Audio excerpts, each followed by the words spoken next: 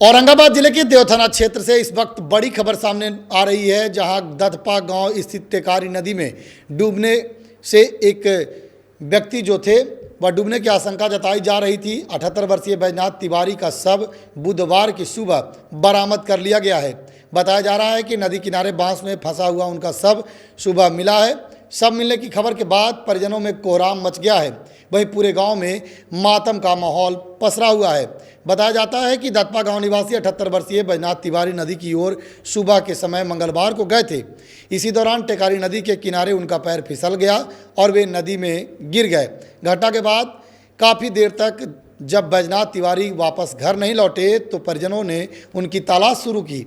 नदी किनारे उनकी चप्पल और डंडा मिलने के बाद परिजनों और ग्रामीणों को आशंका हुई कि वे नदी में डूब गए हैं। इसके बाद बड़ी संख्या में ग्रामीण नदी किनारे पहुंच गए और अपने स्तर से खोजबीन शुरू कर दी।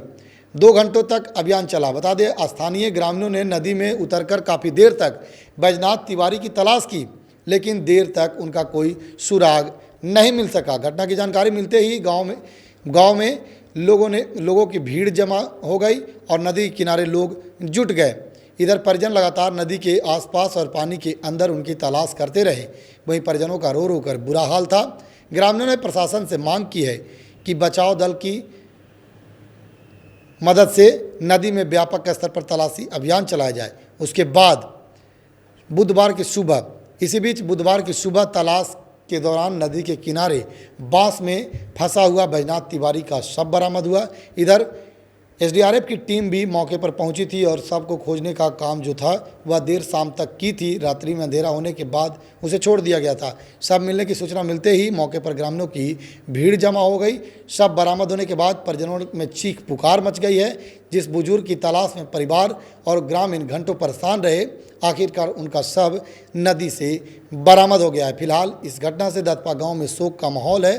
ग्रामीणों और परिजनों की ओर से प्रशासन से आवश्यक कार्रवाई की मांग की जा रही है।